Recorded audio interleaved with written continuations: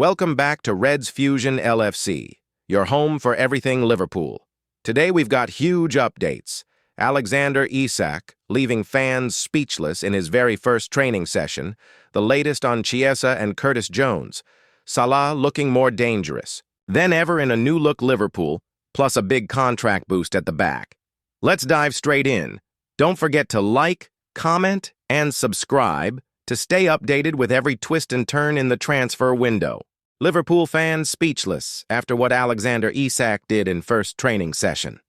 Liverpool supporters have been reacting to footage of new signing Alexander Isak in training for the Reds ahead of his likely debut on Sunday at Burnley in the Premier League. Footage has emerged of Alexander Isak's first day in training for Liverpool. The Sweden international completed a $125 million move to Anfield on transfer deadline day this summer when he was officially unveiled as a Reds player.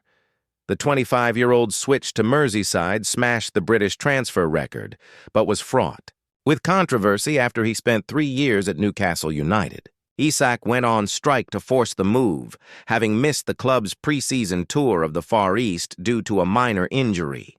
As a result, he played no part in the Magpies' pre-season preparations or the first month of the Premier League season. Liverpool's new forward is poised to make his debut for Arne Slot's team on Sunday afternoon against newly promoted Burnley. The Reds will be aiming to maintain their perfect start to the league season when they head to Turf Moor. Liverpool released footage of Isak in training for the club for the first time, leaving supporters hugely impressed with what they saw. "We might have underpaid," one wrote. Alexander Isak, the best striker on the planet, running round the Aqsa in a pair of bright yellow F50s. "These are the days, my friend," another supporter commented.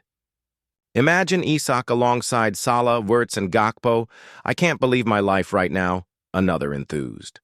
"I still can't believe he plays for my club," added another. Speaking while on international duty with Sweden this week, Isak has claimed that people do not have the full story on his acrimonious departure from Newcastle. "Not everyone has the full picture, but that's something for another day," he told Swedish media. "That's part of football. I can't control everything that is said or written, but I'm glad I became a Liverpool player. That's what I wanted, and I'm happy about that. There is a lot to discuss, and it can be discussed for a long time.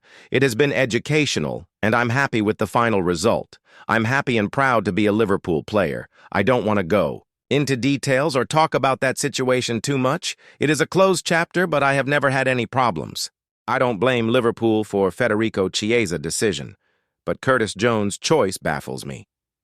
In his latest column, John Aldridge ponders notable absences for Liverpool midfielder Curtis Jones and striker Federico Chiesa. England had a great result in Serbia on Tuesday, and now look pretty much certain to qualify for the World Cup next summer. But there's a question that needs to be asked of Thomas Tuchel. Why was Curtis Jones left out of the squad altogether? It's not as though Curtis has been failing from his country. Far from it. He scored on his debut under interim boss Lee Carsley last November and had featured in all 4 games since Tuchel took charge, starting 2 of them including at right back against Andorra in June. So for Curtis, who plays regularly, for the Premier League champions to be left out entirely from the latest squad must have hurt him. I know many Liverpool supporters don't have the highest regard for the England national team, but representing your country is important as a player. Curtis has done well when he's featured for the Reds this season and definitely made a big difference when he came off the bench against Arsenal last time out. He just has to now knuckle down and show at Liverpool what he is good at doing and try to regain his place in the England squad, particularly with the World Cup in mind next summer. Indeed, the Reds could benefit from that, as it will give Curtis an extra incentive to prove Tuchel wrong. It's all he can do. There was another notable omission last week when Federico Chiesa was left out of Liverpool's squad for the Champions League. That perhaps tells you where Chiesa is at the moment in terms of Arne Slot's thinking, with Rio Ngumoha preferred. I can understand that, but while a blow, it isn't a terminal one for Chiesa. He will probably play in the League Cup game against Southampton later this month, and there will be other opportunities in the Premier League. Similar to Curtis, he just simply has to show the best of what he can do. Gearing up for annual golf. Event Liverpool are back in action at Burnley on Sunday, and will hope their early season momentum hasn't been checked by the international break. But there's a big event before that. The John Aldridge Golf Classic is taking place for the 22nd time in Portugal. And each year we raise about $25,000 for local charities and children's funds in the Algarve. We get help from both Liverpool and the Forever Reds Association for the auction, for which I am always very appreciative.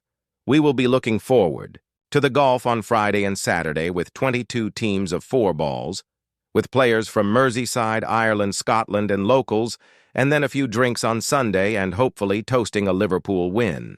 I heard Saudi Arabia rumors, but new-look Liverpool makes Mohamed Salah more dangerous than ever. Former Chelsea star Florent Malouda says Mohamed Salah can thrive in a new-look Liverpool forward department. Former Chelsea star Florent Malouda believes Liverpool's summer investment in attacking players will help Mohamed Salah become even more dangerous for opposition sides. Salah watched on during the transfer window as the Premier League champions added Florian Wirtz and Hugo Ekitike to their ranks. Before sealing a British record deal for Alexander Isak on transfer deadline day from Newcastle for $125 million, Ekitike joined in late July from Eintracht Frankfurt in a deal worth a potential $79 million, while the agreement with Bayer Leverkusen for Wirtz saw the Germany international join for an initial $100 million, rising to $116 million if a number of success-based add-ons are achieved. To balance the books, Liverpool sold Darwin Núñez and Luis Diaz, while Ben Doak was also allowed to leave, with the 3 deals being worth around $135 million for the Reds, and Malouda thinks the reconfiguration of the forward line will, in time, help Salah thrive. Malouda, who was speaking to Boyle Sports, said, "When you look at Mo Salah, he's always been able to renew himself and find pockets where he could be more effective, even though he always starts from the right. Now, there's a kind of transition. There were rumors of him possibly going to Saudi Arabia, so the club is preparing to attract players who can perform at his high level and help the team win trophies. I think it's more about creating connections with those talented new players. From my experience, when good players bond together, they all perform much better. Liverpool isn't expecting anything else from Mo Salah, I think. They need to bring something different that might free Mo Salah to be more dangerous. You also need players with legs next to him for defensive balance, which is always difficult to achieve in modern football. So for me, I'm happy to see so much talent, so many different profiles. It's more about, and we're talking about leadership, how the new players accept Mo Salah's leadership in terms of attacking roles. Salah has scored 1 goal so far this term, registering late on in the 4-2 win over Bournemouth on August 15th, Red next. 3 things spotted from Liverpool training as Alexander Isak gets down to business. The latest from Kirkby as the Reds prepare for the return of Premier League action this weekend, as Liverpool superstar Alexander Isak trains with his new teammates. For the first time since Liverpool's win over Arsenal at the end of August, fans were treated to a behind-the-scenes look at the AXA Training Center on Wednesday. Following the international break, the Reds are preparing for a tricky run of fixtures that sees Arne Slot's side face 7 matches in just 21 days. With Atletico Madrid, Everton, Crystal Palace, and Chelsea among those encounters, maintaining fitness levels will be key. So the sight of 2 players returning from injury will be a welcome boost for Liverpool, along with Alexander Isak spotted training with his new teammates for the first time. Here's what we noticed from Wednesday's session. Returning early, Liverpool is never shy of an engaging social media post or 2, and the prospect of Isak's first day on the job was always going to throw up content from the club's media team. That the Swede was pictured is intriguing, though. He was the only player on international duty who was seen in Wednesday's images. However, it's not impossible that others were lurking out of shot. Either way, given Liverpool's record signing played on Monday for Sweden and was back building, fitness at the AXA just 2 days later is an indication he is ready to put in the utmost effort to improve his fitness levels. Isak's summer isolation at Newcastle means he is not at full speed just yet, while he was only capable of 18 minutes across 2 international fixtures over the break. Freddie Woodman, Joe Gomez, and Federico Chiesa were the other senior players. Spotted training on Wednesday. Curtis Jones was seen in a video published on social media, but did not appear in any of the images of the players training outside. Youthful exuberance with so many star names away, the session needed to be supplemented with a few youth team players. In fact, as many youngsters were visible in the photos as there were senior members of the team. Among that cohort were Jaden Dans, Kylie Gordon, Kieran Morrison, Tommy Pilling, Keyrol Figueroa, Josh Davidson, and Carter Pennington. The forward is likely to be among the substitutes against Burnley on Sunday, but Slot will hope that Isak is firing on all cylinders by the time October's break comes around.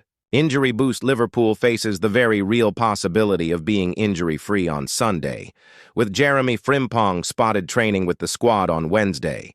He has not played since the opening weekend of the Premier League season, but judging on Wednesday's photos, he could be in line to return at Turf Moor. Meanwhile, Stefan Bajcetic, who underwent surgery on a hamstring injury in June, was involved in the session.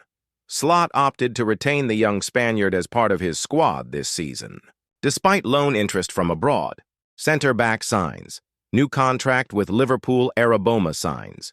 First professional deal with Liverpool. Liverpool have confirmed that Emmanuel Araboma has signed his first professional contract with the club, as confirmed by LiverpoolFC.com.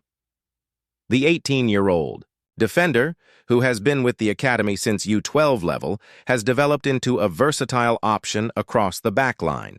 Primarily a center-back, Araboma can also feature at right fullback when required. A regular in the U18 squad last term, he will now take the next step in his career by joining Rob Page's U21 group for the 2025-26 season. Emmanuel has worked tirelessly to reach this point, said one academy coach. He's a player with strong leadership qualities and a real determination to improve. Our view. Anfield Index Analysis. The club's commitment to developing young players has been one of its defining features over the past decade, and Emmanuel Araboma's progression is another reminder that the pathway to the first team remains open for those who work hard.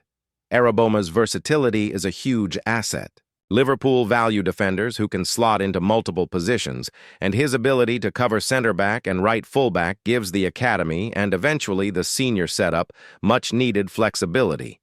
With Trent Alexander-Arnold often stepping into midfield under Arne Slot's system, having a reliable defensive option capable of stepping in when needed could prove invaluable in the coming years. Fans will also be pleased to see another grassroots recruit making waves, reinforcing the club's policy of seeking out and developing local and national talent rather than purely buying ready-made stars. The jump to U21 football will be the biggest challenge of Araboma's career so far, but if he impresses at that level, a loan move could soon follow to accelerate his development. For a club that has spent heavily this summer, producing its own players keeps the long-term vision sustainable. Supporters will hope Araboma can follow in the footsteps of Connor Bradley and Jarell Quansah in making the leap from academy prospect to first-team regular.